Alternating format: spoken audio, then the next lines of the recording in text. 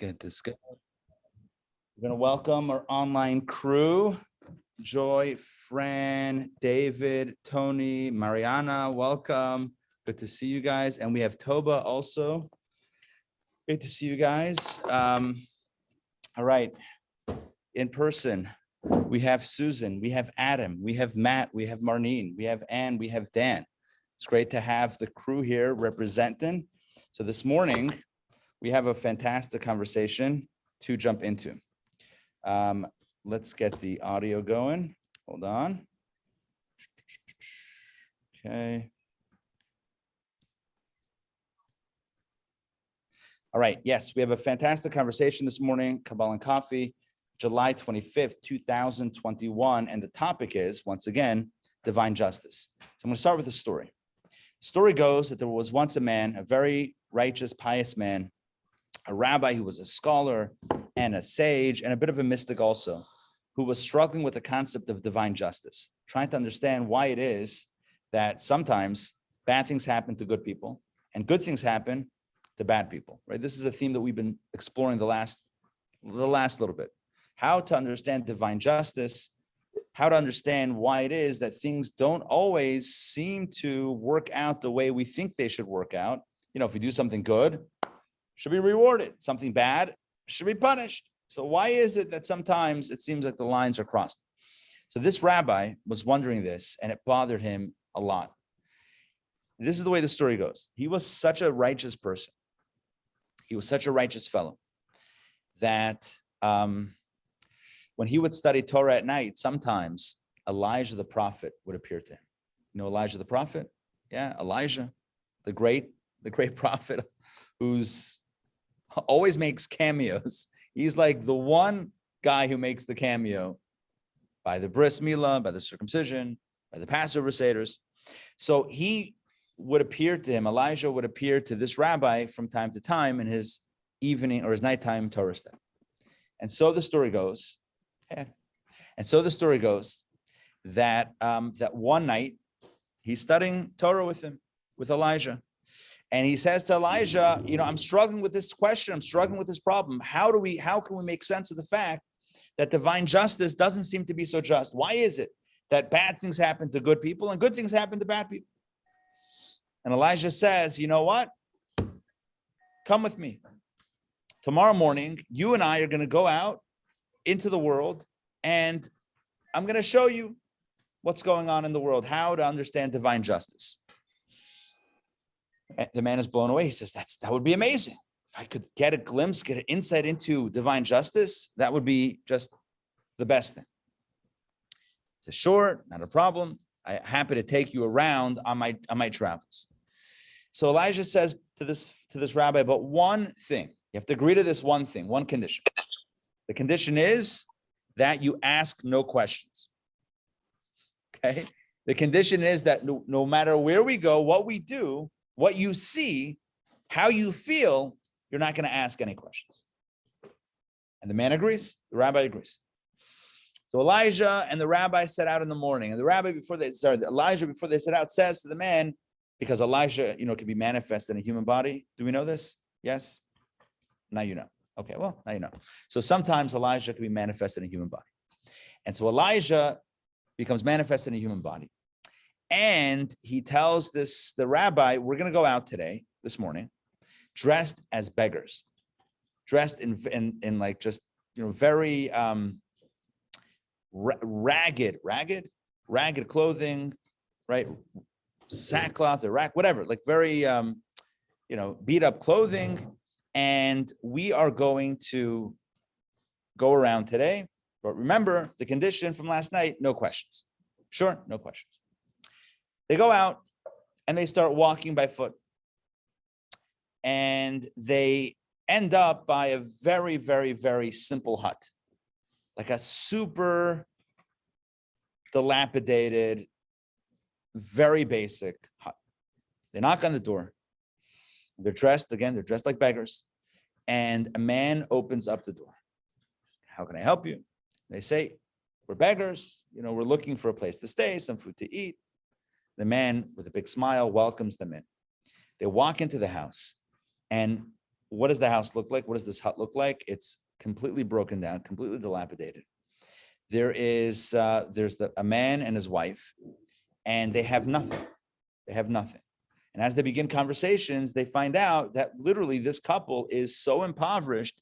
They have nothing. They have one cow that they milk, and they take the milk to the next town over, and they sell the milk, and they get a little bit of money. And the rest of the milk they drink for themselves. And that's how they live. They have milk to drink. They have a little bit of money from selling milk, and that's it. But you wouldn't know it because they were happy people. They weren't like all gloom. They weren't gloomy and depressed. They were happy people, content with what little they had. And that was it. So, the rabbi's feeling kind of bad. Now they're imposing on this couple, but, you can't ask any questions. You can't back out now. That was the condition with Elijah. Remember, Elijah said, if you want to come along with me and see divine justice, no questions. So he's going along with it.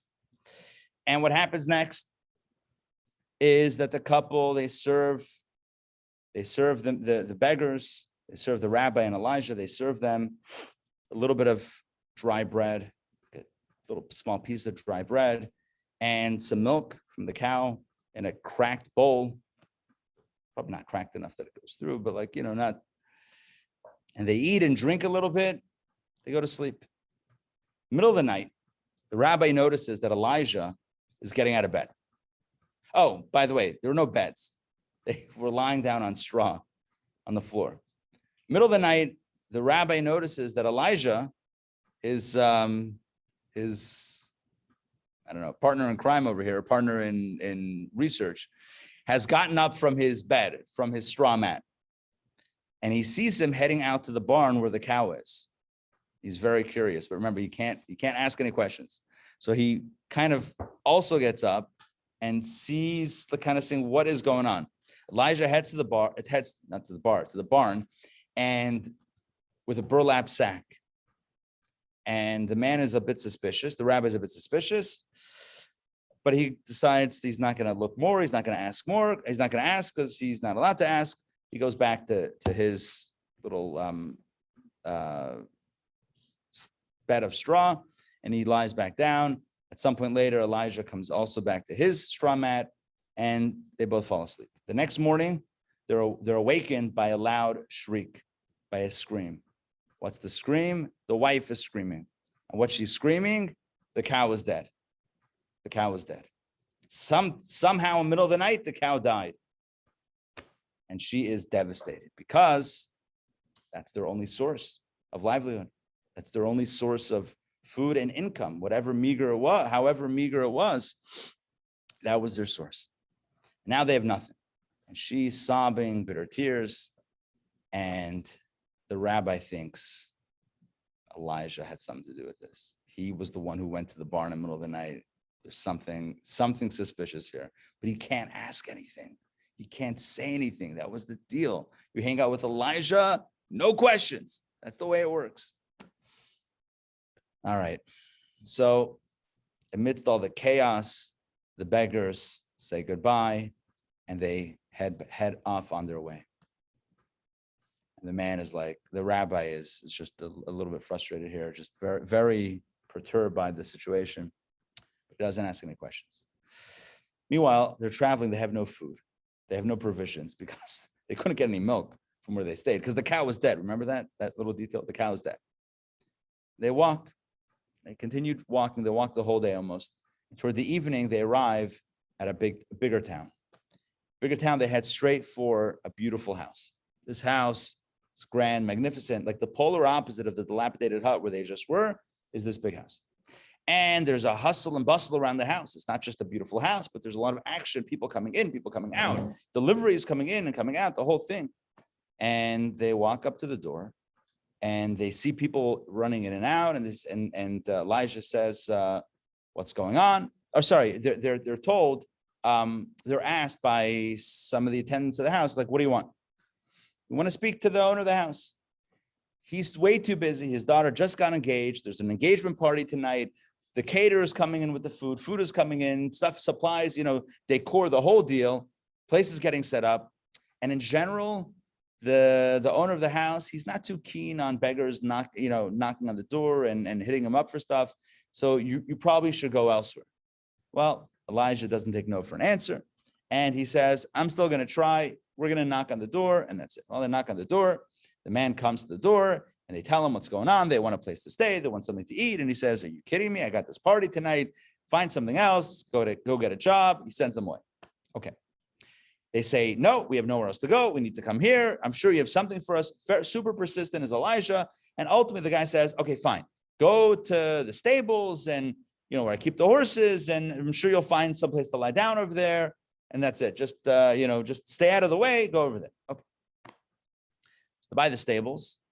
And they have once again, straw. Apparently that was their thing for this trip. They have some straw to lie down on. It's for the evening. And of course, they're not invited to the party because the man made it very clear that they're not invited to the party, but at least they have a place to rest. And maybe they had some provisions that were kind of allocated to them somewhere along the way. And that's where they were. Okay. As the night continues, it's just them alone. There's a party going on in the main house. They're in this like barn house thing, barn area, barn house. That's what we call it. A barn house. Yes. A barn. Anyway, barn house. There you go. That has the word house in it also.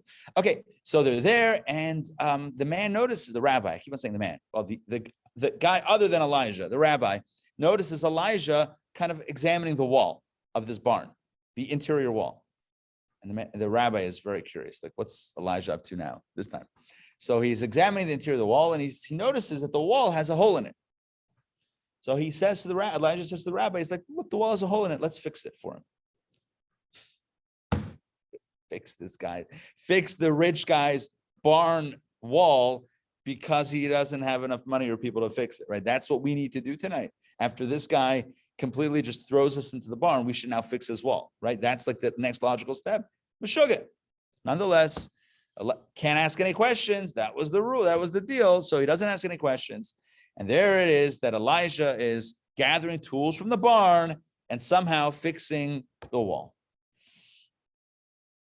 The rabbi is just beyond. When it comes to the poor couple that has nothing, Elijah somehow goes to the barn. It goes outside to the field, whatever it was, and the cow ends up dead. And now in the rich person's house, and they were hospitable to them. And the rich person's house, the rich person who's not hospitable to them, right? They're going and doing a favor to fix his wall. Anyway, the night passes. The next morning, they head off on their way. They head back home. At this point, Elijah turns to the man and says, well done. To the rabbi, he says, well done. Well done for not asking any questions. I'm sure you had a lot of questions. I'm sure you were like really curious and really upset at certain points in this story. And the rabbi says, yes, that is correct. And Elijah says, let me tell you what happened. When we went to the impoverished couple's hut. Because I knew that the angel of death was going to be knocking on the door that night, coming for the couple, or at least for one of them.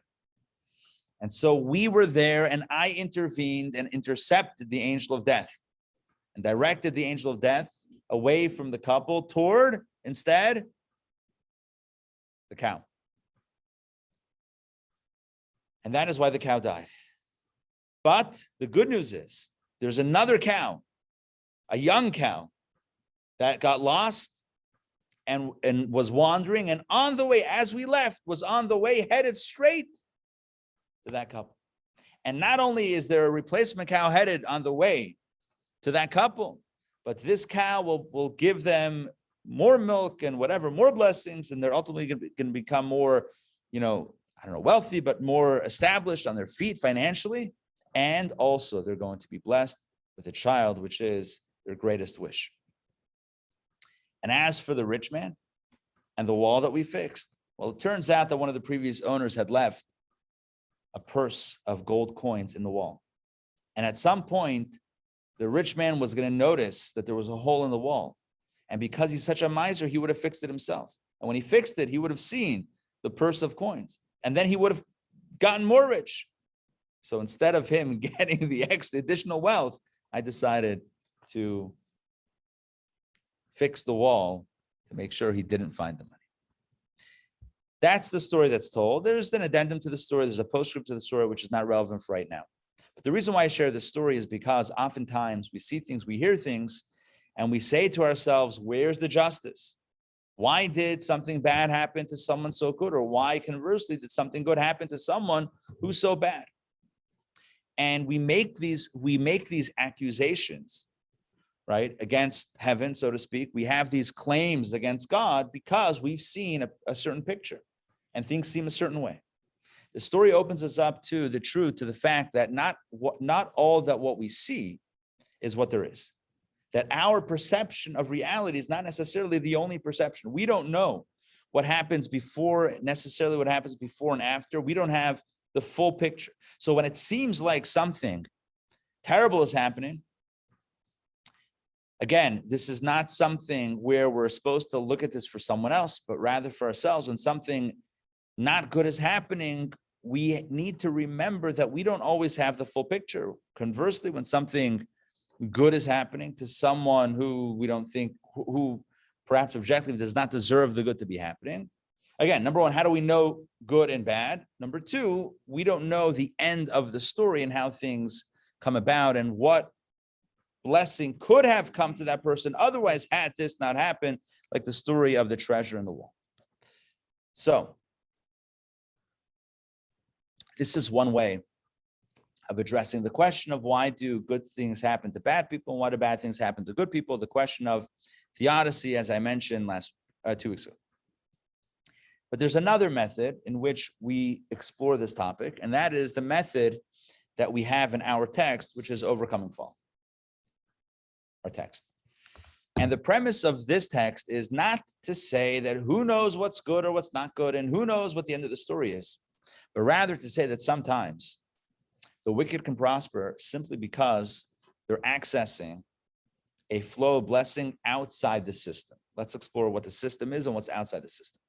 So Kabbalah explains that there is a system of divine blessing, a system of divine beneficence, wherein the divine energy flows from above to below and hits certain destinations based on what we'll see today, based on the energy of chochmah. Now, what's chochmah? I think probably everybody here is familiar with chochmah. Chochmah means wisdom. We have wisdom. We have chochmah in our soul, but the wisdom in our soul stems from divine chochmah, divine wisdom, divine wisdom of the universe. Kabbalah teaches that God employs his chochmah, divine cosmic wisdom, to allocate the blessings logically, based on justice. Who deserves this?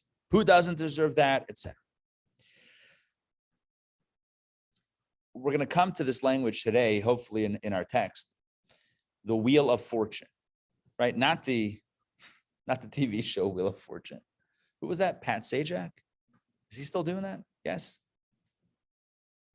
Yes. No Wheel of Fortune fans? I'm pretty, yeah. Definitely was Pat Sajak. Huh? Vanna White. Yeah, but Pat Sajak was the dude. Everyone sounds smart when they have all the answers, right? It's so interesting. Alex Trebek. He passed away, right? Yeah, he did. Yeah.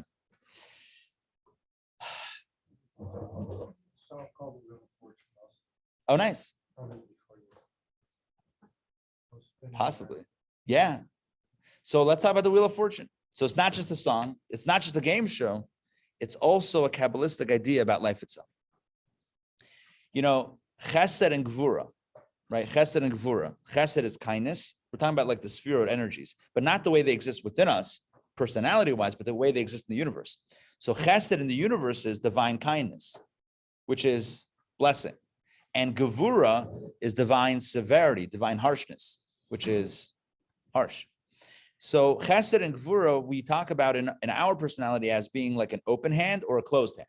Chesed is giving, gvura is withholding, right? Chesed is open, gvura is closed. So the same thing is true on a cosmic level. Chesed is divine openness and giving.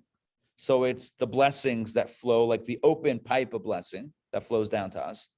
And gevura is where the spigot, turns off, closes, right? It's opening up the spigot, and the flow of blessing flows, or closing it and the flow stops.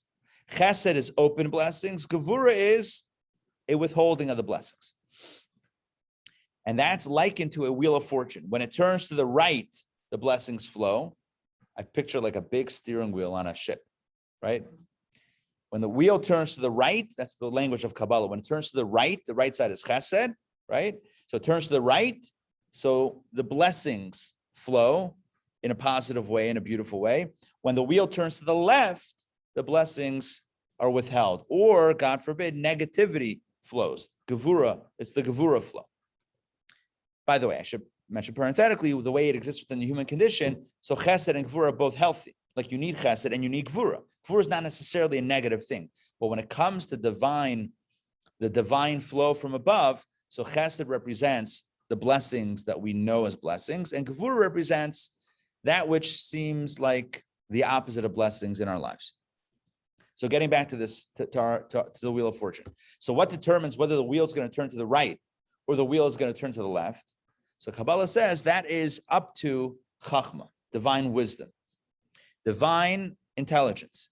And that is commensurate, that's based on our actions and our deeds.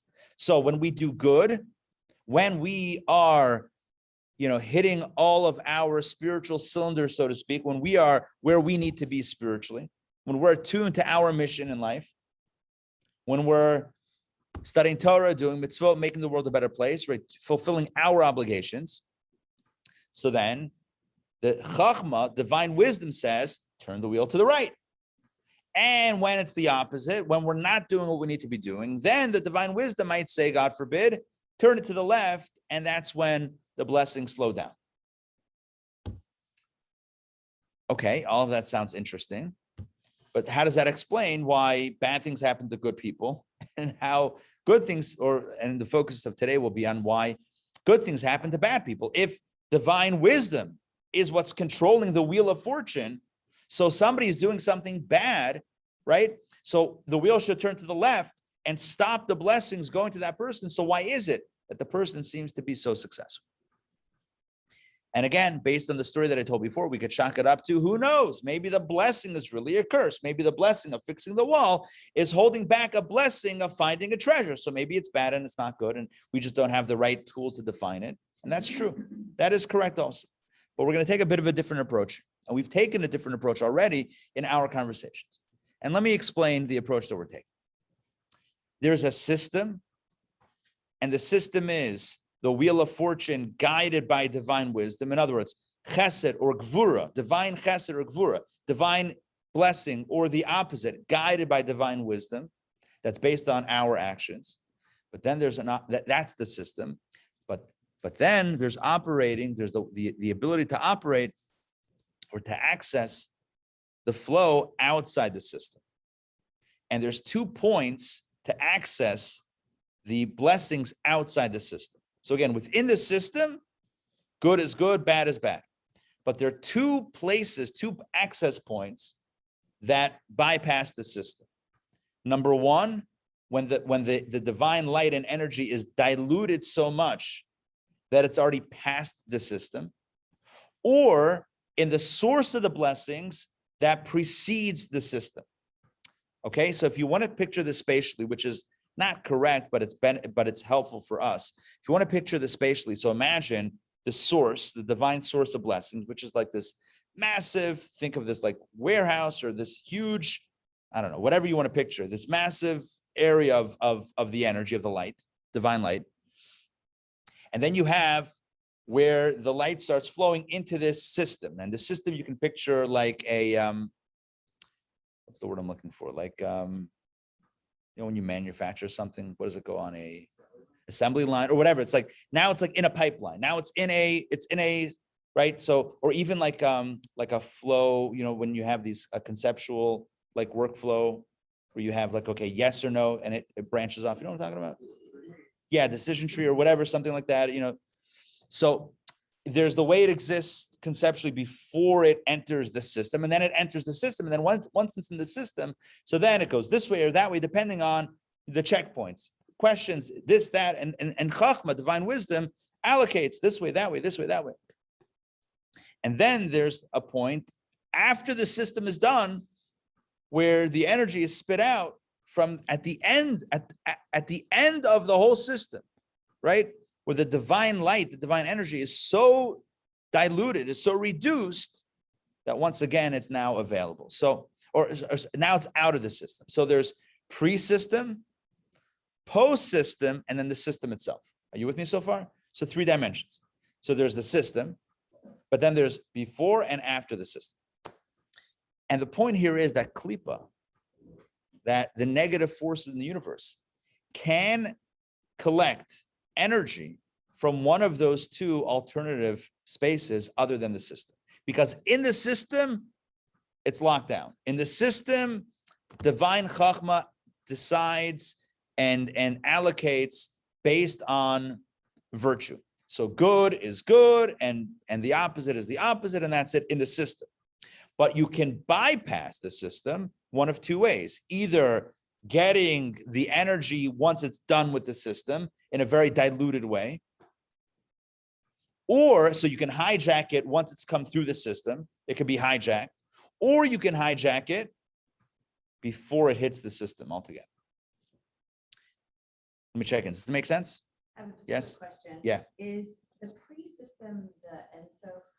Mm-hmm. That's Makif, Ein Sof, the transcendent, the infinite. Right? Susan asked, is the pre-system the Ein Sof? Yes, it's, well, you could call it Ein Sof, you could call it Makif. It's basically the transcendent source, pre-system. And remember, the system is essentially where things enter the Tzimtzum state, where the light begins getting contracted, and it gets contracted and shaped and allocated based on divine chochmah, based on this cheshbon, this calculation of where it should go, where it shouldn't go.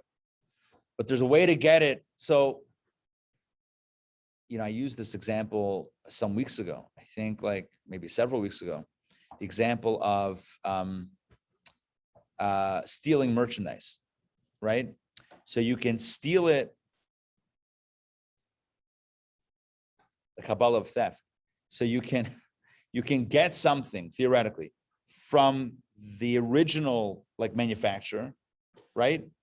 From the source, or you can get it once it's hit the retail outlet, right? You can get it from, the loading dock back on it, from a truck over there. Does that make sense? Like once it's on the truck, it's accounted for. But before it hits the truck or after it gets off the truck, then it's available. I don't know if this is a good example. Haven't tried it myself, but nonetheless, this is the way that it seems to be that it could be accessible, right? What do they call it? Gray merchandise? Yeah. It's not counterfeit. not black market. It's not black market, right? It's gray. Yeah. Or maybe that's not gray. I don't know. Who knows? I don't know. We got to look this up. Yeah.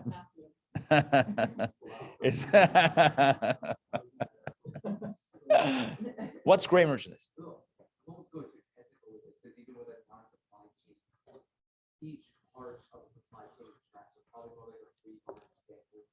I'm thinking like, if you steal something from a loading dock, you're still engaging with black market, still a theft item. Right. I've never heard. There's definitely gray markets. All right, Matt, we're trying to figure out here what's black market, what's gray market. I don't know. But the point is like this, that listen, I'm going to give a scenario. It doesn't have to be true in real life, right?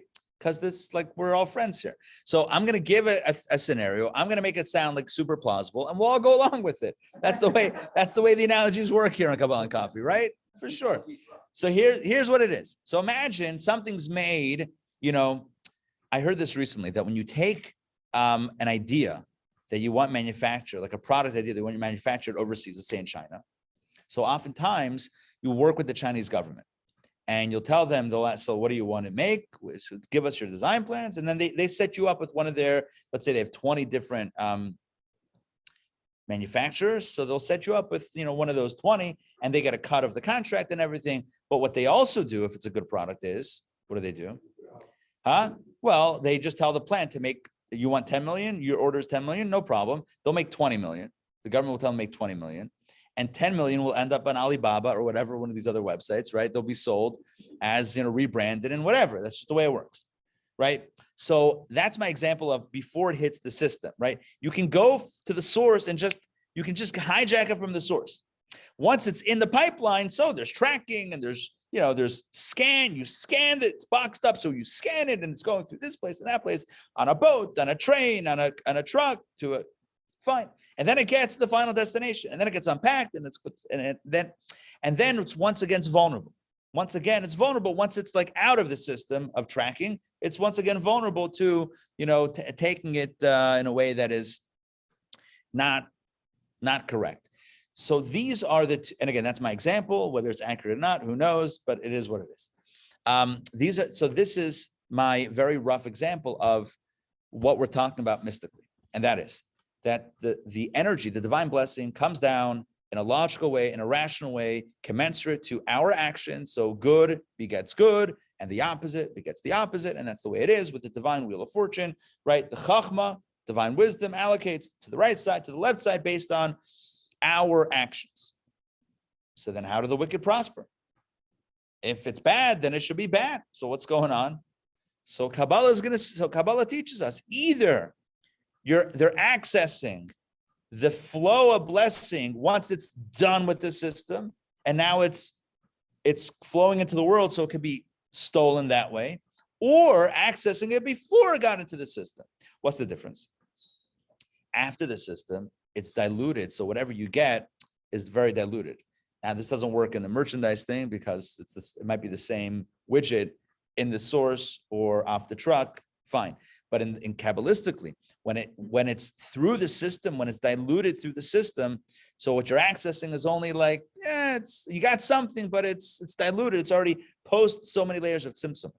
But if the negative forces access the blessing from the source before the system, then it's a much more grand form of the blessing.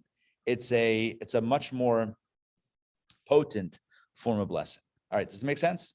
Any sense? Some sense? Okay, let me check in with my online crew. Questions or comments? Tony, all good? Good to see you. All right, awesome. Good. All right. Remember, everybody joining us on Zoom, jump in with questions, comments. Feel free to unmute yourself and jump right in. Okay, let's, oh, you got a copy? Okay, perfect. I'm going to pull up this text. We're about to start inside. There's so much to cover today, so much insight to learn. It's really powerful stuff that we're going to study. Okay, let's get this PDF going. Okay, let me find a good place to start here.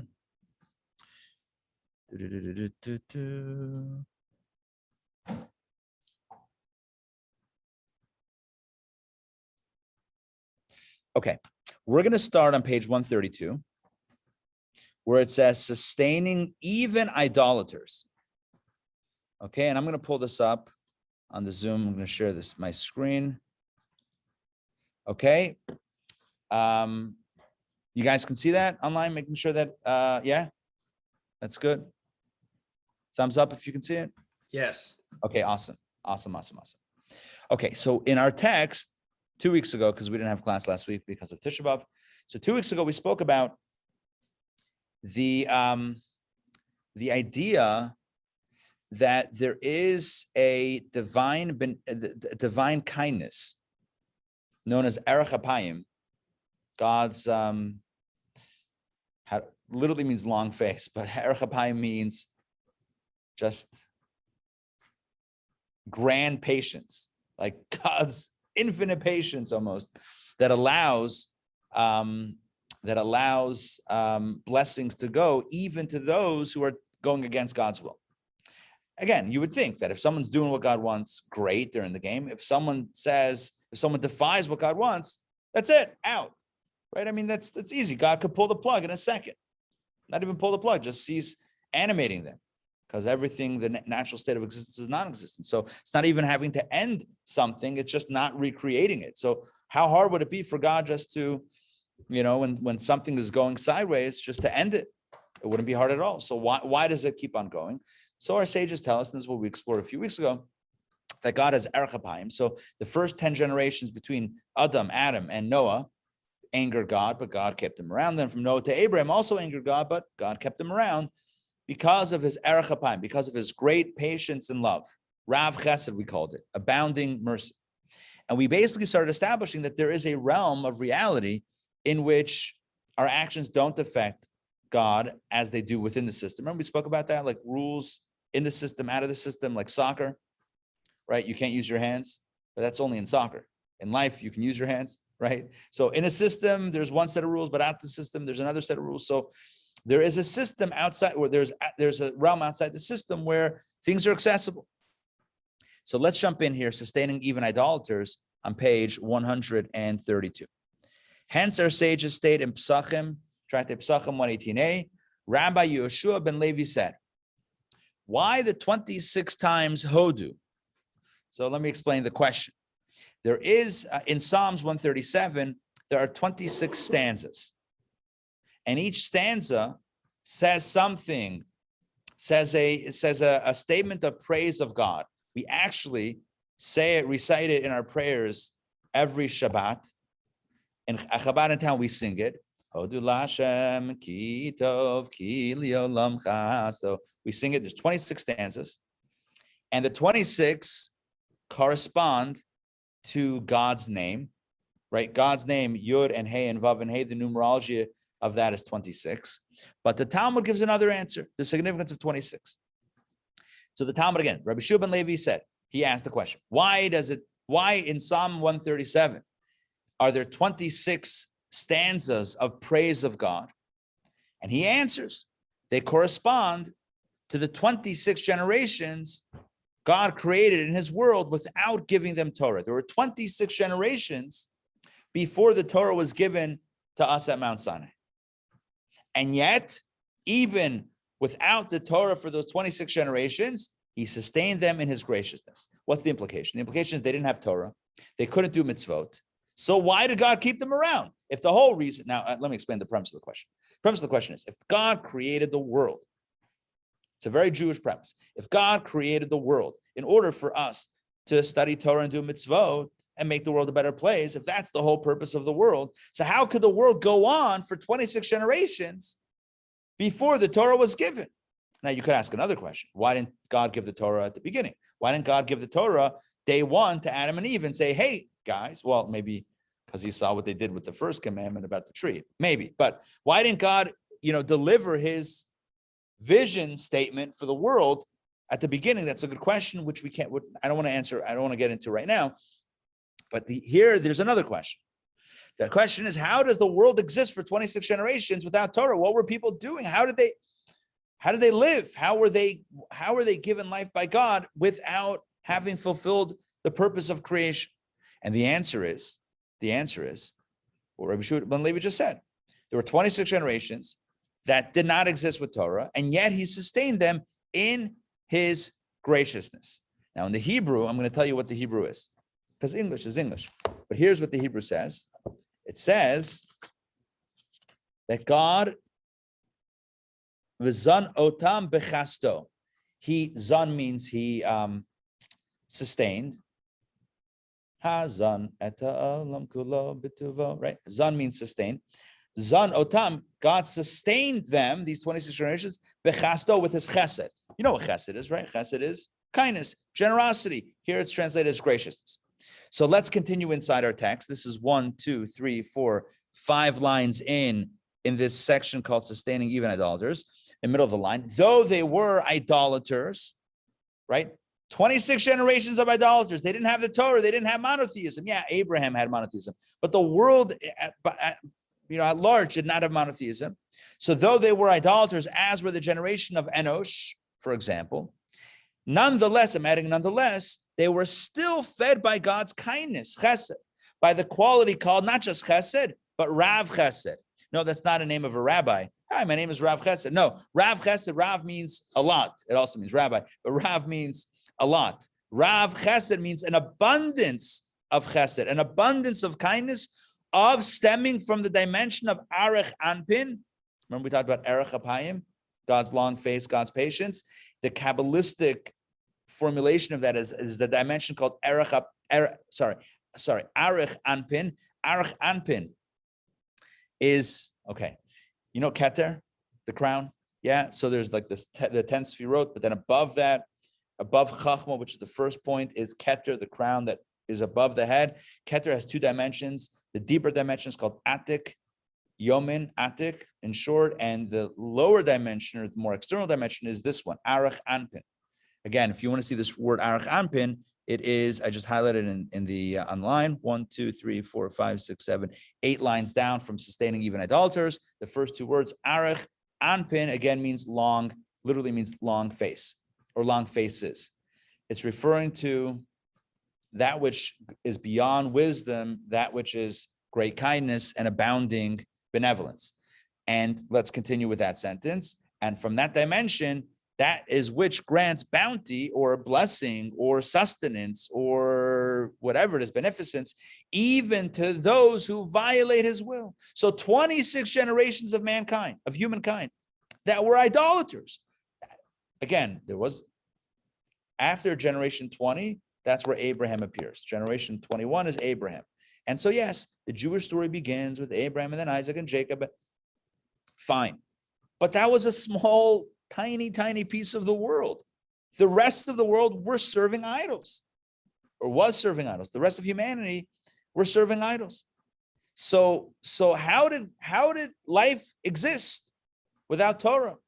And the answer is Rav Chesed, Arich Anpin, right? Erech Apayim, whatever phrase you want to use, it's the same thing. God's abounding kindness that transcends the logical. In other words, based on logic, it doesn't make sense. So don't use logic. Let's continue. This is the meaning. This is such a beautiful exposition here. So beautiful. It doesn't work in English. I will tell you, it's not going to work in the English, but I'm going to try to make it work. It doesn't work naturally in the English, but I'm going to try to shoehorn it in. This is the meaning of what Rabbi Yeshua ben Levi said. Without giving them Torah, yet he sustained them in his graciousness. Now, where's that quote? Well, it's 5 lines up is that quote. That piece, we just said 5 lines ago. Remember, I'm going to read it again. Rabbi Yeshua ben Levi said, why 26 times Hodu? Corresponding to the 26 generations God created in his world without giving them Torah, yet he sustained them in his graciousness. So that last phrase, there were 26 generations in his world without giving them Torah, yet he sustained them in his graciousness. So simply that means that these 26 generations didn't have Torah, didn't have monotheism, and yet God in his graciousness sustained them. Now we're going to go deeper.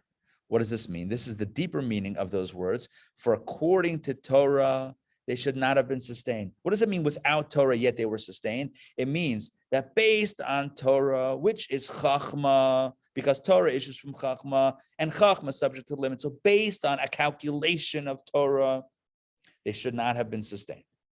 Based on this system, which is based on goodness defined by God, which in this context is monotheistic, etc., Torah, mitzvot. So based on this system, they should not have been sustained, right? For according to Torah, should not have been sustained because Torah issues from chochmah, and chochmah is subject to limits. Chochmah defines when kindness shall be bestowed and when withheld. Remember, I said before, I used the example, we're going to say it later today, but chochmah is the rationale, is the logic that turns the wheel. Open, shut, right? Flow, no flow. Chochmah is what determines that. Chochmah is Torah. Torah is what defines the flow opening or closing. The deserving, those who, let's continue inside, 4 lines from the bottom. The deserving, those who follow God's edicts should benefit from his kindness, and others should not. That's the logic of Torah. That's the logic of Chochmah. But those 26 generations, sinful as they were, and we know the sins that were going on then, received their beneficence, not by Torah standards, but out of God's kindness, Rav Chesed. That's a deeper understanding of what Rabbi Yeshua ben Levi says. This is how Kabbalah understands the Talmud, right? You could study the Talmud for years and not come to this deeper mystical understanding. Based on the Talmud, I'm going to tell you what we thought before and now it's not a different meaning, but it's a much deeper meaning. So the simple meaning of the Talmudic statement is The question is, why 26 stanzas of praise be Hashem? Because look how amazing God is, that he sustained the world for 26 generations when they weren't deserving, when they didn't have Torah. And the deeper understanding is that God sustained them because they didn't have Torah. Because based on Torah, they shouldn't have been sustained. But he transcended the wisdom of Torah to give them the blessing from a place that goes beyond that system. Does that make sense?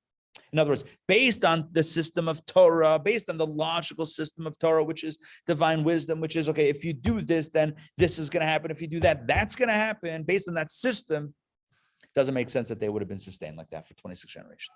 But they didn't have Torah. That means they didn't have Torah, but also God didn't operate by Torah's limitation or system. And thus, they could be blessed from Rav Chesed, from the source, the transcendent source.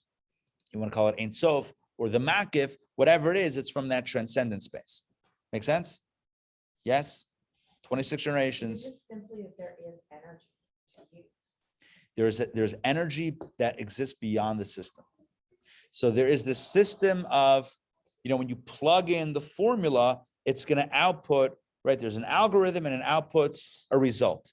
But that's if you plug it into the formula. But what if you don't plug it into the formula? What if you take it from before the formula, right? Once you put it into the system, it spits out a result. Okay, that's if you have a system. What about pre-system? There's no system.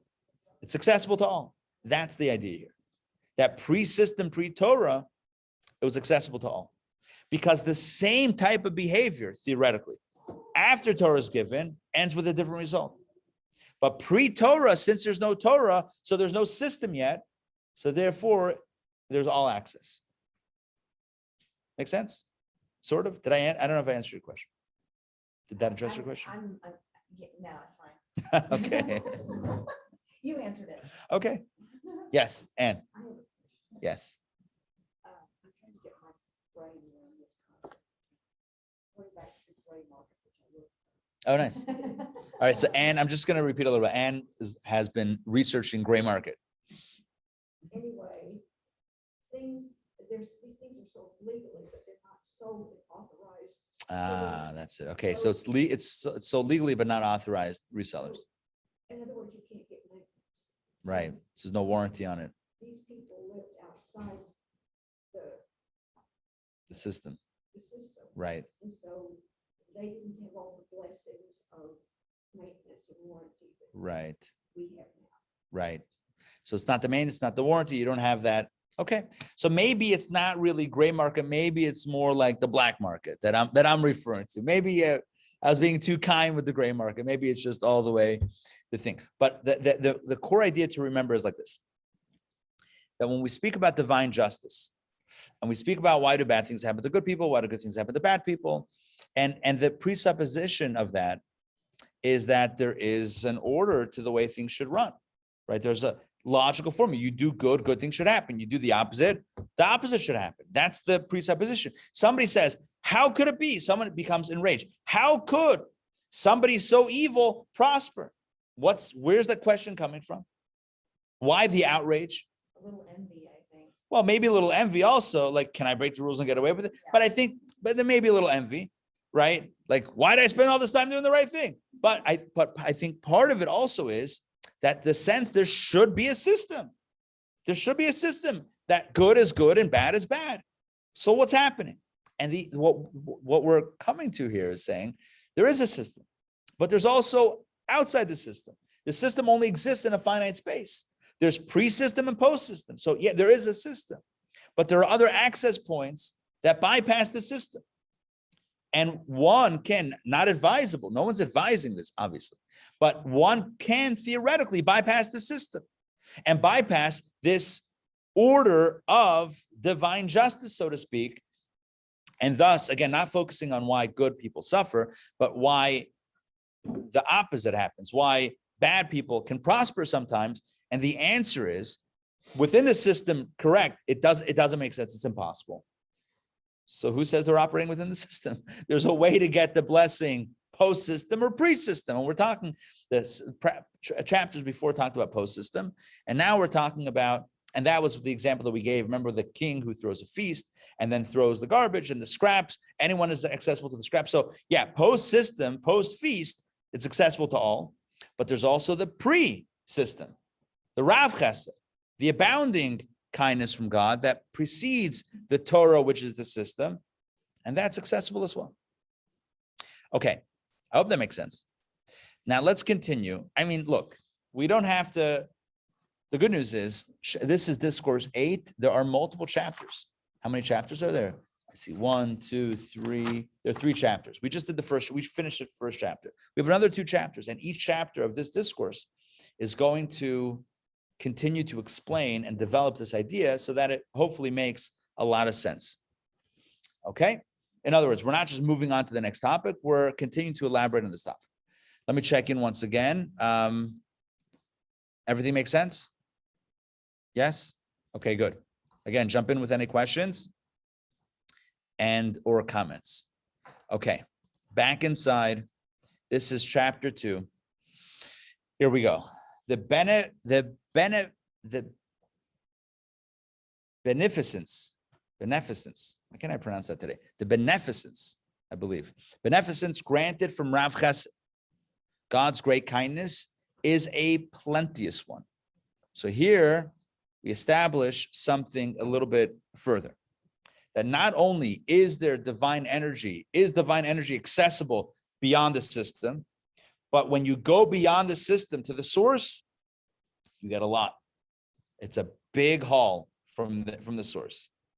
It's plenteous. In the language of Kabbalah, in the Hebrew, it's hashpa beriboy. See, Rav Chesed means great kindness. When you access great kindness, you can get great light. You can get access to great blessings. Hence, and here we go, directly chapter 2. This is like what we're talking about. Hence, some enjoy wealth and honor far out of proportion to their merit. That's exactly what we're talking about with theodicy, the big question of why is it that people are successful when they're so bad, when they're so evil? How does it make sense? How is it fair? That's the question. And one of the answers, not the answer, one of the answers is, not the only answer, is that there's a way to access the energy from a realm of Rav Chesed, which precedes the system, which from which there are abundant blessings to be had. Hence, some enjoy wealth and honor far in proportion to their merit, as is written by King Solomon in Kohelet and Ecclesiastes. For there are no works, reckoning, knowledge, or wisdom in Sheol. That's the verse. Let me explain that verse. It says there are no works, reckoning, knowledge, or wisdom in Sheol. You know what Sheol is? Who knows what Sheol is?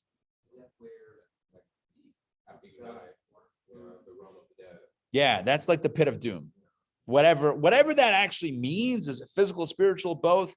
I don't know. But it's Sheol is a reference to like exactly like Gehenna, like the place where punishment is, Azazel. Exactly. It's the negative place. Everybody goes there. Yeah. Right. So Gehenna is specifically understood as purgatory, which is the idea of purging and cleansing and kind of, it's more of a tikkun than a punishment. It's more of a repair than a punishment. But what he's saying here is in Sheol, which is where the negativity at least first gets worked out, there are no works, reckoning, knowledge, or wisdom. And I think what it means here euphemistically is not Sheol afterlife, but the Sheol of this life. In other words, the netherworld of this world where, where the negative hangs out, where evil, it proliferates. There are no works, reckoning, knowledge, or wisdom. That means that sometimes it seems like there's success beyond logical, rational proportion. It doesn't make sense that those operating in Sheol, those operating in such a nefarious space, should be blessed with such success. But as King Solomon writes, there are no works, reckoning, knowledge, or wisdom in Sheol. When you're operating on that dimension, it doesn't necessarily follow a an orderly fashion. I.e., let me just finish the sentence. They receive what? Receive divine blessings, etc., without any apparent reckoning. It's not, you would think someone's living a life of Sha'ol, living a life, in that negative space, that they would be cut off from divine blessing. So how come they're successful? Why sometimes wildly successful? They're receiving without any apparent reckoning because they're accessing Rav Chesed, God's great kindness, which is plenteous, which is beyond the system of reckoning. Let's continue with an understanding of reckoning, because that was the last word of that first paragraph. They receive without any apparent reckoning. In the Hebrew, it's cheshbon. Cheshbon means a reckoning. So, for example, if you were buying and selling, right, using Hebrew, like as a language, so you would say at the end of, like buying and selling and merchandise here, there, and you were dealing with somebody, you say, okay, let's make a cheshbon. Let's make a calculation, an accounting of, okay, who owes who what, what's the final number, like what's the cheshbon, what's the reckoning, not in a doomsday way, but in like, what's the account, what's the accounting? That's cheshbon. But there's a spiritual understanding of it as well, which we're going to get into right now. Let's continue next paragraph.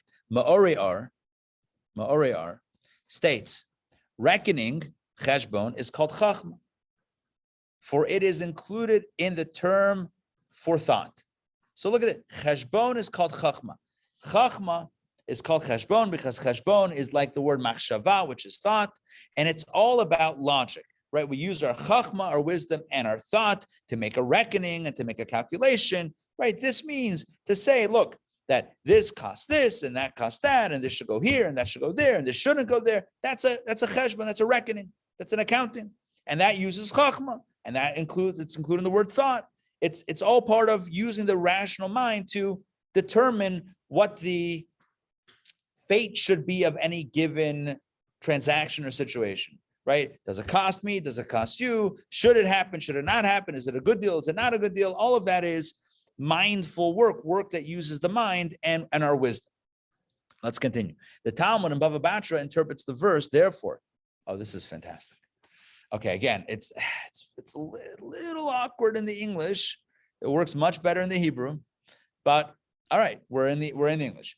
The Talmud interprets the verse, and here's a verse from the book of Numbers. Therefore, those who use parables say, come to cheshbon. Now, that may sound like it doesn't mean, like, what does that even mean? Okay, there's what it means simply, and then there's what it means mystically. Today, we're going to explore what it means mystically, or at least what the Talmud says, and then we're going to go mystical on it. So again, therefore, those who use parables say, come to cheshbon. It sounds like from the tourist division of cheshbon. Hey guys, come to cheshbon, where all your dreams will come true. But it says, therefore, those who use parables say, come to cheshbon. So what does the Talmud say? This means, come, let us make a cheshbon means reckoning. Come, let us make the reckoning of the world. The loss of a mitzvah against its gain, the profit of a sin against its loss. And again, let me explain what this means. The Talmud says, when we're faced with a choice, we should always make a cheshbon, which means an accounting or a reckoning. Think about it logically. 1 second. This mitzvah, I could either do a mitzvah, a good deed, or an avera, a sin, a negative deed. So I have a choice now. And I say, okay, so what are the pros and cons? Okay, so doing a mitzvah, the con is, what's the negative? Well, it's going to cost this, it's going to cost me time, it's going to, whatever, all the negatives. What are the positives? Oh, it's this positive, that positive, the other positive. It's a mitzvah, Hashem wants it, it benefits the world, benefits the other. Okay, like, give you a simple example. So somebody says, hey, I'm moving next week, can you help me pack? Can you help me move? And you say, well, let me think about it. And now you're thinking about it, now you're struggling. Okay, so what do I want to do? I want to help them move, or do I want to just, do my own thing? So pros and cons. It's going to take my time. It's going to take my effort. I have to schlep, and I don't like schlepping, and I don't like packing and whatever. But the good thing is that the pro is it's a good deed. It helps my friend. It's the right thing. I would want something to happen to me. So pros and cons. So the Talmud says that one should always make a reckoning. One should always make a reckoning. The loss of a mitzvah against its gain. What's it going to cost you? But what do you gain when you do it? In other words, what's the downside of the mitzvah, and what's the upside? And hopefully, after making that calculation, we determine that we should do it, right? Because even though it costs us something, but the upside hopefully is greater. And we should always calculate, conversely, the profit of a sin against its loss. And what does that mean? That when we're facing the opportunity to do something wrong, which seems very enticing, so we say, well, that's got a lot of pros, but we should also be thinking, okay, what are the cons? What's the deficit? What is the loss of doing this sin, and hopefully therefore not do it? So this is all. Does this make sense? The Talmud says basically, think big picture. Somebody says, yeah, I have an opportunity to do a mitzvah, but I can't do it. It's too. 1 second, think of the benefit, and then hopefully you'll do it.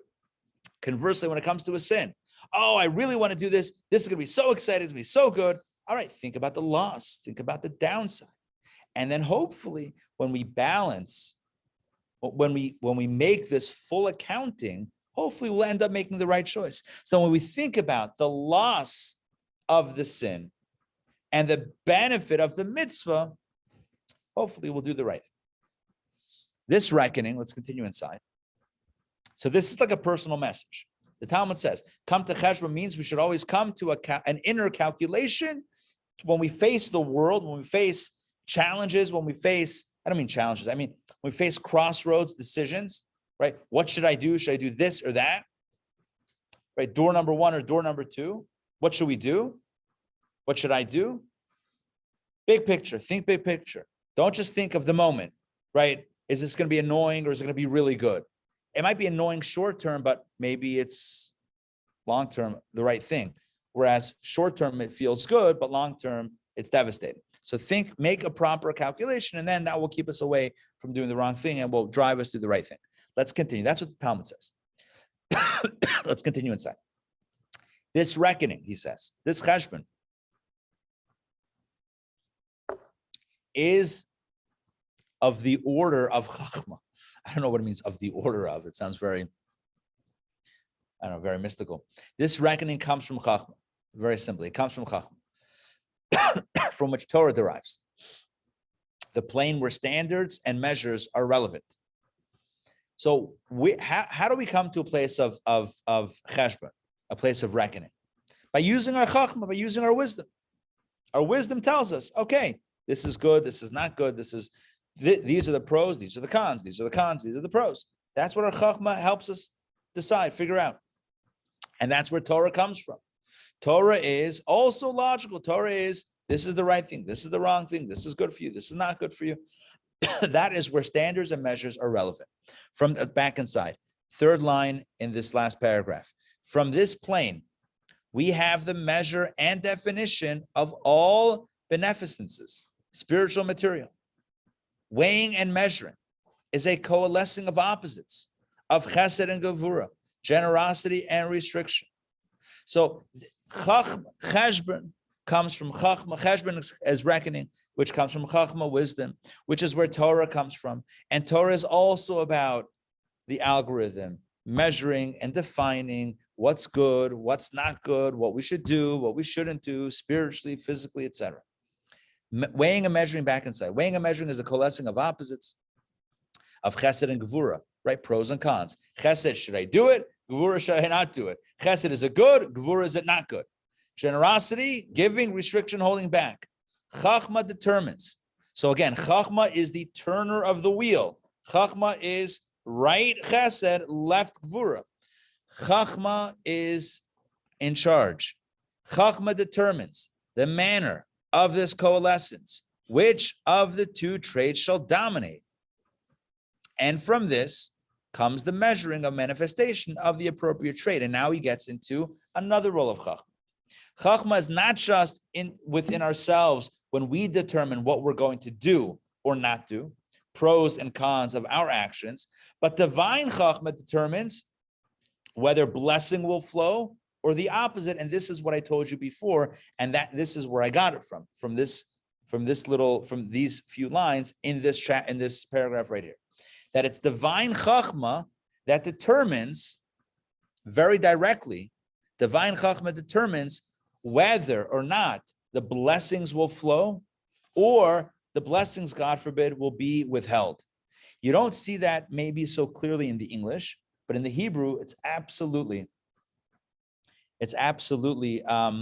clear. And you see it in the English when it talks about chochmah determines the manner of coalescence, which of the two traits shall dominate. In the Hebrew, it's a little bit more pronounced. It's whether chesed is going to rule the day and blessings will flow, or gevura will rule the day and the blessings will be withheld. And he gives an example. For example, in granting there are three general blessings: children, life, and prosperity. Let me explain that. Children means like family, nachas, that's one blessing. Life means literal health and well-being. And prosperity means money, a livelihood. So those are the three: banei, chayim, mazoni. Children, family blessings, life, health blessings, and prosperity means prosperity, money blessings, financial blessings. So those are the three general blessings that everyone needs in life. So chochmah determines, when it comes to these three blessings, these three core blessings, chochmah determines what shall be the amount granted and the manner. Again, chochmah is the turner of this divine wheel that determines how much blessing is going to flow and how is it going to flow. In other words, it's not just quantity, but it's also the quality of the blessing. There's also a determination of which of the three or all three will get the blessing. There's once a story. The Baal Shem Tov came to a couple, stayed over at a couple's house. And they were very wealthy and they were very healthy. And they treated him with respect and honor and just treated him with such, hospitality. Before he left, he asked them if there's anything that he could bless them with. And they said, yes, we don't have children. We want a blessing for a child. So he said to them, I could bless you with a child, but you're only destined from above to have 2 out of the 3 blessings. So which one do you want to give up? In other words, there's 3 categories of blessings: children, health, and livelihood. You have health and livelihood, but no children. You want children? Okay. So we can redirect, but which one are you willing to give up? They said prosperity, livelihood. And that's what happened. Who is like the Baal Shem Tov to be able to see things and to somehow hack and turn the wheel in a different way? But the reason why I'm bringing this story is to bring out this point, that there is a divine calculation that determines who gets what and how they get what they get, right? There are 3 categories of blessings: children, health, and livelihood. Halavai, we have all 3. Like if only we have all 3 in full measure without any challenges. You can start with all 3, but after college. You only have 2. Which 2? We don't. Which 2? Okay, you're saying financially. Okay, Yes. okay. Hopefully it doesn't give us too many gray hairs also and anxiety. Listen, look, we all know the blessings that we have in life, the blessings that we need in life. Everyone has a different, right? I think we can all relate to this. Right? We all have the blessings that we have, the blessings that we want, the blessings that we need. And what we're saying here Kabbalistically is that everything is determined by divine chochmah. Just like our chochmah determines pros and cons, what actions we're going to take, what we're not going to take, what actions we won't take, like what we're doing, what we're not doing. The same thing is true on a divine level when it comes to the beneficence that we enjoy. So the divine chochmah determines which blessing is going to flow, how much blessing is going to flow, and to which area it's going to flow. Whether it's going to be in the area of children, or health, or livelihood, or all 3, or a combination, etc. All right, back inside. For example, wow, there's like 2 for examples in a row here. 2 sentences that begin for example. I wonder what it's like in the Hebrew. I'm sure it is not like that, but okay. So for example, we're now 1, 2, 3, 4, 5, 6 lines from the bottom. For example, man's sustenance is determined on Rosh Hashanah. It says in the Talmud that every Rosh Hashanah, our sustenance, our blessings are determined. And the Talmud also says that man is judged every day or every hour, which means that there's an annual judgment, but a daily or even hourly judgment. Let's continue. The judgment is based, judgment would be a din, but also a cheshbon, a calculation, a reckoning. The judgment is based on the works and service of the individual. In other words, it's based on our performance, so to speak. And he is granted according, it's using he consistently, but it's he or she, obviously not gender specific. He is granted according to the scales of chesed and gevura. In other words, the chochmah determines whether it should go right or left, chesed or gevura, whether kindness shall dominate or ... God forbid. He doesn't even want to spell it out. In the Hebrew, he says v'chulu, etc., which is basically ... So the divine judgment, the divine chochmah is determining whether this person is going to get chesed or gvura, which means whether kindness will dominate, the blessings will flow, or gvura is withholding, or God forbid, the opposite. Let's continue. 136 at the top. This is, as is written in Job. Of course, Job is the famous righteous man who suffered. This is written in Job. He, by causes, alters by his discernments according to their works. That's a complicated sentence right there. But it says, essentially, I'm going to read it again. He, which refers to God, by causes, alters by his discernments according to their works. Rashi explains this with a passage in Talmud. If Israel were righteous on Rosh Hashanah, and their verdict was for plenteous rainfall, and then they changed, listen to this. So on Rosh Hashanah, let's say the Jewish community was righteous and virtuous, and they got a lot of rain in the forecast for this year.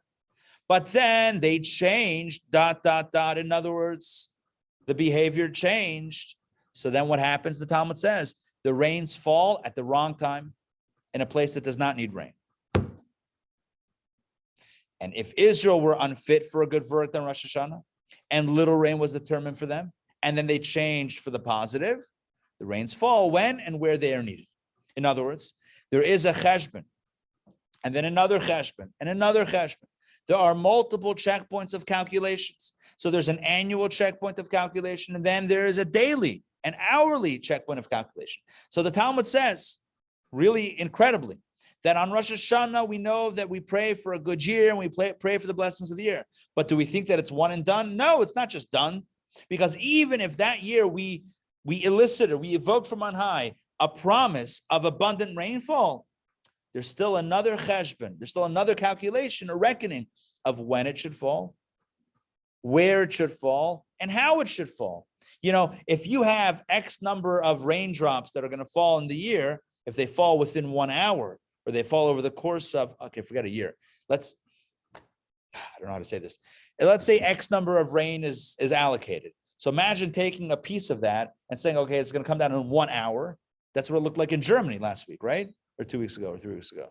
Yes, with the floods? Maybe also. It was also. Right?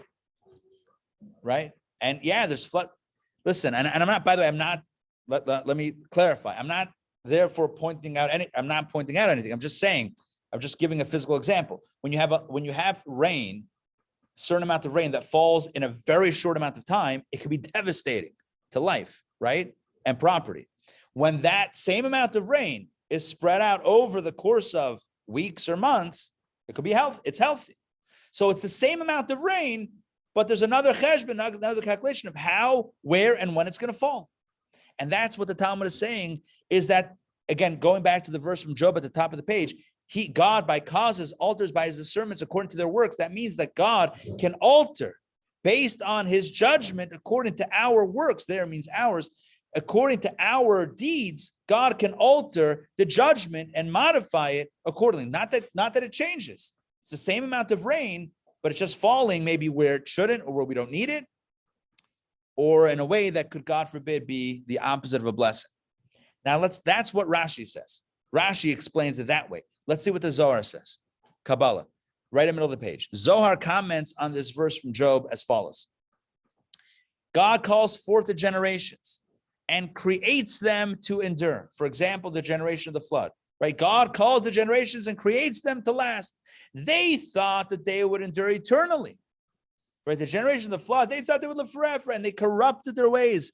God destroyed them, transforming existence to disappearance. His discernment is spelled in the singular, not plural. This is the potter's wheel, and this is what I got the wheel of fortune from before, right here from the Zohar, from Kabbalah. This is the potter's wheel. You know what a potter's wheel is? When you make pottery, yeah, and you need to spin it around. I've never made pottery, but I've seen video. I've seen this. I've seen, right? Where you how do you make it spin? Do you turn it? Is it a leg? Is it a foot pump? There's a foot pump. Okay. Can you reverse direction or no? Or it only goes one way? Okay, I'm not sure. Depends on how sophisticated the machine is. Okay, I'm not sure how. Okay, but basically, this analogy in Kabbalah is that it could turn two different ways. Is the potter's wheel going to turn? I guess this is before Wheel of Fortune. They didn't know. Will it turn to the right or to the left? This is the potter's wheel that spins before and back inside, right in the middle of that indented paragraph. When people's deeds are good, the spinning potter's wheel, or the wheel of fortune in my language, turns to the right, which is chesed, and good effects are felt in this world to man's favor. When people come to debase, in other words, when we destroy the world, the wheel swings to the left. And that's the opposite of the blessing.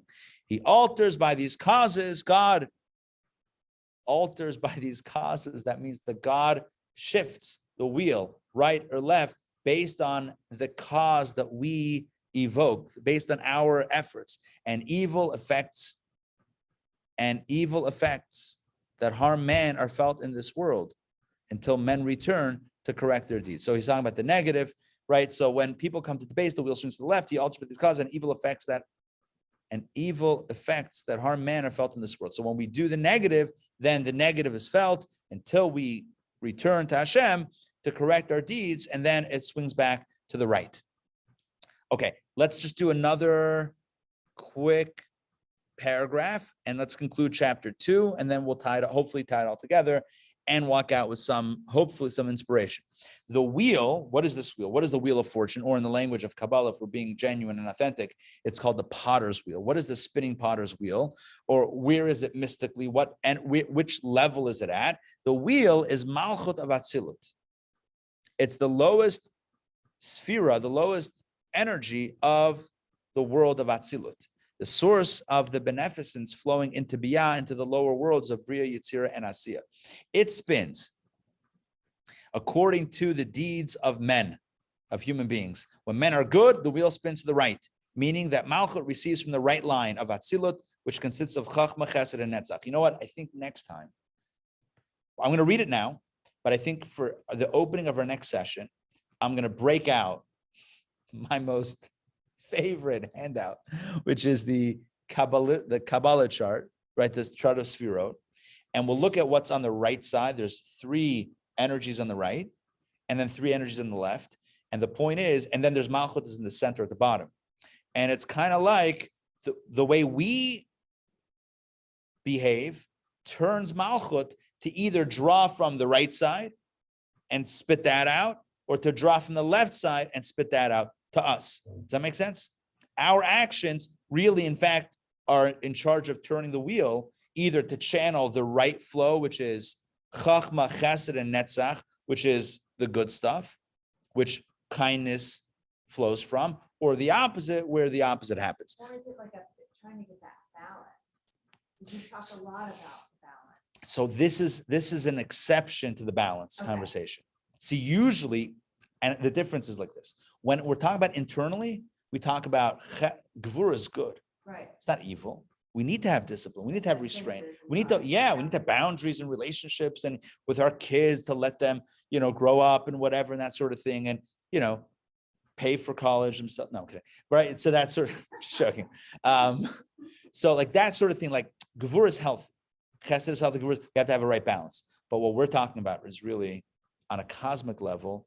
And maybe it's not the full story, but it's the story for today or for this conversation, which is that chesed is the good stuff and the gvura is when God withholds and withdraws, which ends up with us not getting the blessing in those areas, which is not good. Again, with us, also gvura can manifest in a negative way within us. But usually we talk about balance, and everything is there for a purpose. But when it comes to this conversation, there's definitely one side is good, the other side vis-a-vis this conversation is not good. So, but I personally think of, I picture like a video game, Asteroid. Was there a video game called Asteroid where you're like this little thing at the bottom and you're like shooting and you turn, right? So I picture like Malchut, like from Malchut facing down, like Malchut's attached to the upper world of Atzilut and it's facing down and it's not shooting. Well, yeah, it's kind of like delivering. So is it delivering from the right or from the left? And I know my right, your right, whatever, it doesn't really matter, right? But it's like, I mean, it does, but not in this specific physical thing. Like, is it pointing to the right, channeling from the right, or is it pulling from the left? And that's determined. And who controls Malchut's swivel? Us, our actions. Our actions determine this swivel, the wheel, and that's what channels either right or left. So let's do this again. Let's start again from this bottom paragraph, and we'll just close it out quickly. The wheel is Malchut of Atzilut, the source of the beneficence flowing into Biyah. That's the lower three worlds. We're in the A of Biyah, which is Asiya.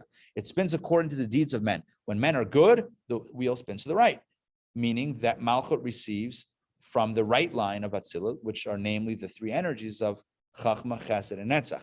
Then kindness, 138, dominates.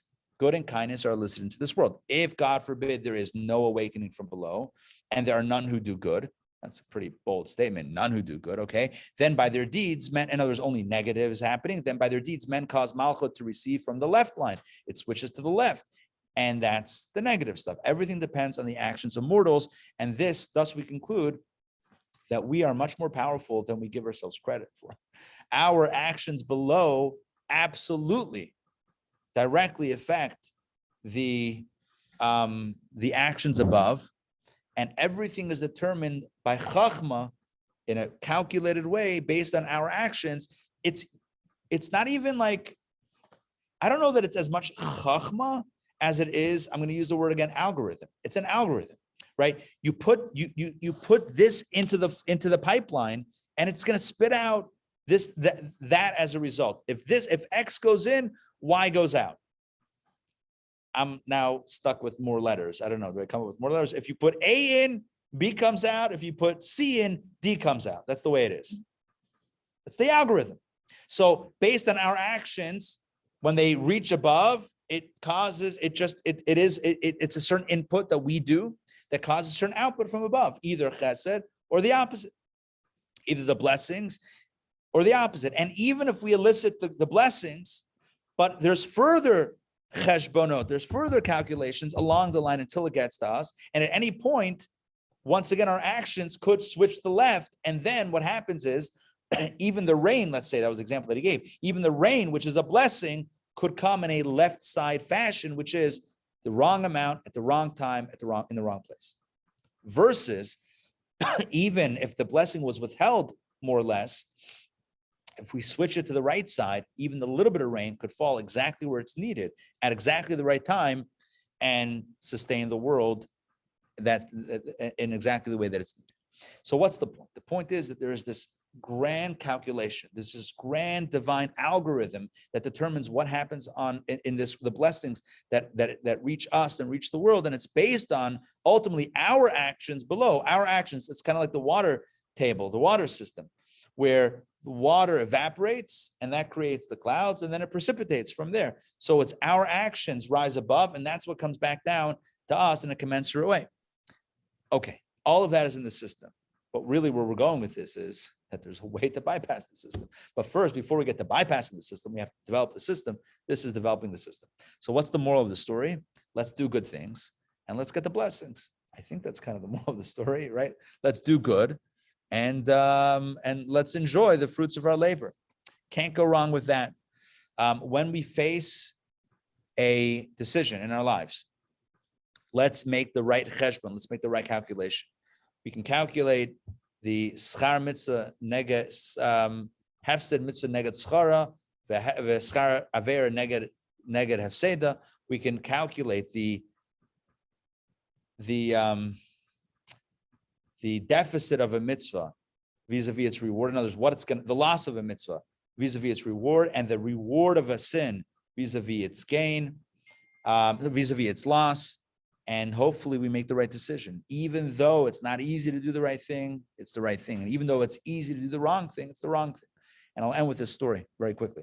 There was once a father, told this many times, but it's a great story. There's once a father who took his son in Russia to the mikveh. You know what the mikveh was? You know what mikveh is? It's a ritual bath.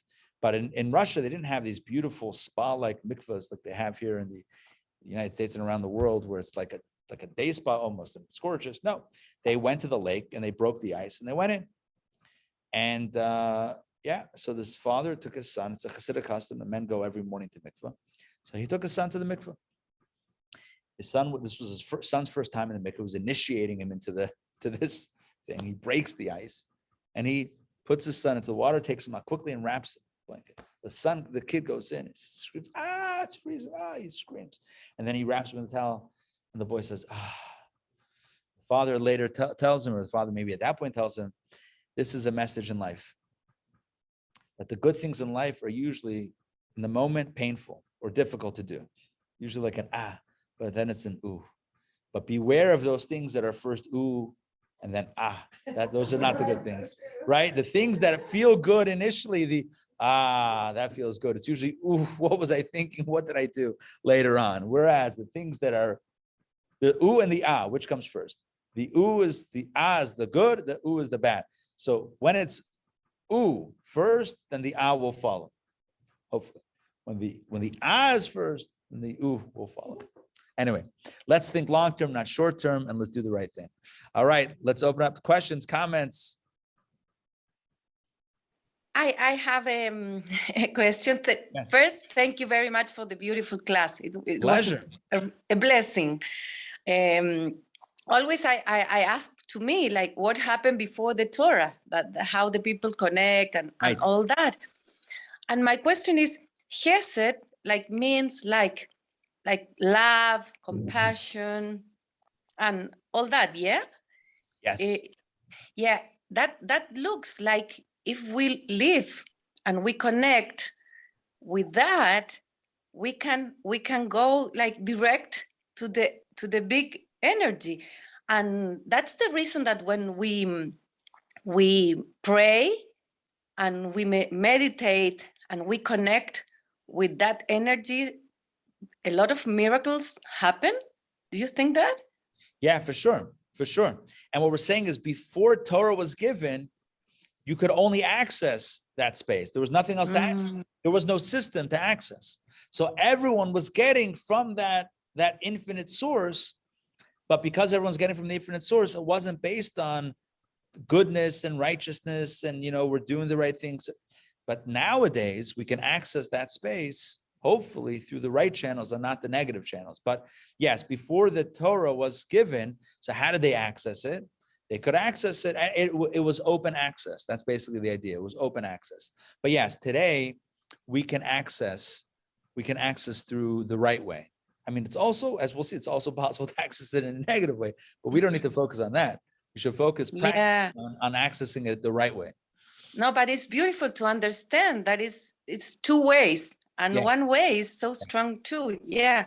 Yeah. Thank you very much. There is a force of negativity, which is possible. And the ultimate purpose of this conversation in this text, I mean, it's a very well developed idea, which is why it takes a bunch of weeks to go through it.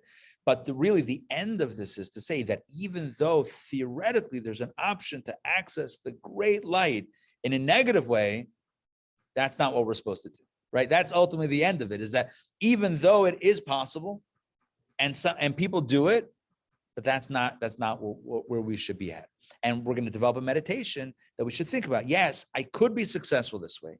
Yes, if I cheat, or if I cut corners, if I don't do that, I might make money on this deal, but it's not right. It's not right. I might make a profit. It's not like Hashem will make sure that it doesn't work out. I might actually be successful in this deal, but it's not the right thing. And because it's not the right thing, I'm accessing the light in the wrong way, and I'm not going to do that. That's where we want to get to, a place where we're strong enough in our minds to stand up to the temptation of success using the other dark ways of getting success. Yeah, no, it's beautiful to understand that it's both, Right. and we can see that it's both. Yeah. Right. And that's what makes it challenging to do the right thing. But that's what makes it meaningful. If it was too easy, if it was like, yeah, every time someone does something wrong, boom, it doesn't work out. And if you do it the right way, it's wildly successful, then it wouldn't be life wouldn't be a challenge. So it has to be open both ways. The point is to understand how it works and then to reject it, to say it could work like that, but I'm not going to do it that way. I'm going to go about it the right way. Sure, I could print off the certificate that says I'm a doctor, but I'm going to go to medical school instead and actually get qualified to do it. But It's going to take more to work. understand that we can be like a doctor with a lot of chesed, that is Right. so important, because I can bring that light to my things here that I have to do, of course, because we are in this world. Right. But it's so beautiful to understand and to see that is we can learn what is in the Kabbalah. It's Yeah. beautiful. And so the meditation of this week is therefore that we should focus on accessing the divine chesed through the good, through a positive way, through our own chesed, through our own kindness and love for others, and access the divine chesed in a beautiful way, and not any other way. That's the idea. All right. Any other questions, comments? Joy, it's great to see. First of all, Joy, I want to say I love the background. I love it. It feels like exotic. Yeah. I'm behind, I'm in front of a pole, as you can see. They call that a NASCAR, the pole position. I'm just saying. NASCAR is pole position? Yeah. All right. Hey, it's the South. We gotta be a fan of NASCAR, right? Questions, comments? I have a question. Yes, Matt. I'll repeat the question. Regarding this thing that I just kind of don't like about it is two constant questions. That I think one of the things you're trying to answer is why do bad things happen to that's part of the question. That's one AM. Why do bad things happen to good people is one half of the question. Although he hasn't really gone down that path. It's more of the other way. Why do good things happen to bad people? Let's say like Yes. spiritually you have the right spigot on. Well, tragedy can still happen to you. It is not just because you didn't have that spigot turned on.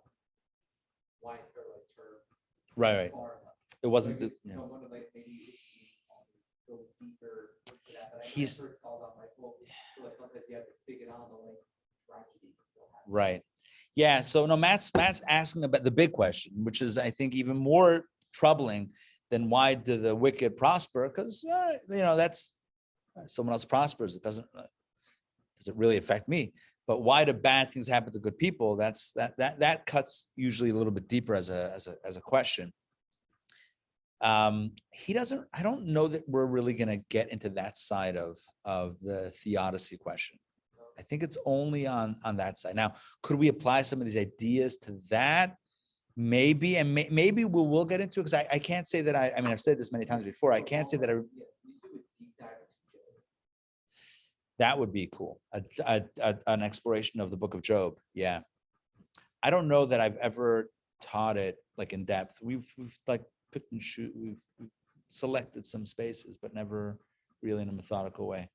I think sometimes we think of blessings as an external gifts that we get, but I think when you're talking about living within that system, and it's visceral, the kind of beautiful, clean energy you get from like really examining and trying to do the right thing, and it's an internal sort of blessing. You're saying that there's a natural feedback when you do the right Yes. thing and a good energy flows from it. Yeah, it's like a very clear, Yeah. clean thing. So the blessing may be more internal than getting something from the outside. So Susan's point is that, not always when we do the right thing, is there like a light that beams on us, shines us from outside, but there's an internal sense of, I did the right thing, Yeah, and an you internal feel living in that positivity, system. right? You feel like you're in that good space. Yes. Yeah, I would agree with that. Yeah. It's powerful.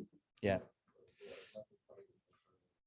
Yeah. Sometimes you like, you might not get the blessings in the way that I guess that you want them. Yeah. And it could be that maybe you just have Right. a really great mind and you can understand Torah, or that you are, you're just, you know what I mean? You're just kind of spiritually connected in that way. Maybe your abundance is coming in a spiritual way. It's not coming Right. in the- Right. Adam is saying that the flow sometimes comes in ways that we may not understand why exactly it's coming and manifest in one way or another, and maybe based on our predispositions or based on some other turn of the wheel that we may or may not be directly in control of, that the blessings are more of an enlightenment, spiritual enlightenment, and maybe they don't hit the wallet, but maybe there's spiritual blessings and gifts. Maybe there's, and like I go back to the 3 categories of blessings, joy and love and peace and tranquility in one's life and happiness. And maybe there's only one cow, going back to the original story. Maybe there's just one cow and not that much money, but love and fresh air. That's also a blessing, right? Or spiritual enlightenment and awareness without much physical blessings. Look, ideally, we get the trifecta. We get all 3. We get the family blessings, and we get health blessings, and we get financial blessings. Or maybe you're just not acknowledging the blessings that you get. Or maybe, right, as Adam's saying, maybe you get the blessings, You get but lost you're with the sauce sometimes, because you see so many other people like having a certain thing, and you're not thinking that you're getting your blessings because you're not living the life of somebody who doesn't even have a toilet in their home, who doesn't Right. have running water, right. who doesn't have access to reliable Yeah. electricity. You're saying we don't appreciate the blessings that we have because we're Yes. looking elsewhere. We're looking on Instagram as opposed to looking, within. The blessings Yeah. are like fish don't recognize the water that they're in. Right. Yes. That's a good analogy. In the background. That's Adam said, fish don't recognize the water that they're in. They take it for granted, or it's just Yeah. So they like pop the out, basic. Yeah, they're like, hey, what else is out there? It's like, no, go back in. You're blessed right where you are. All right, let's close out officially on the class. I'll let you guys go. Everyone have a wonderful day. Have a wonderful week. As a reminder, tonight is our film screening of Fiddler Miracle of Miracles. So for those of you in town, we'd love to have you. I wrote on the website, and I realized in retrospect, probably a very awkward language. I wrote shtetl style food, and probably people are thinking, I want potatoes. Who wants potatoes? I should have written like classic Jewish foods or something, because I'll tell you what we have: hot pastrami sandwiches. We have knishes, potato knishes. We have chopped liver. We have rugelach. We have, of course, popcorn for the movie, and we have Dr. Brown's soda, which is classic Jewish, like at least Americana, 19 whatever. Yes, pleasure. All right, so hopefully see you guys tonight, and then this week we have classes. Check your local listings for the schedule. All right, everybody, see you guys. Take care. Shavua Tov. Shavua Tov.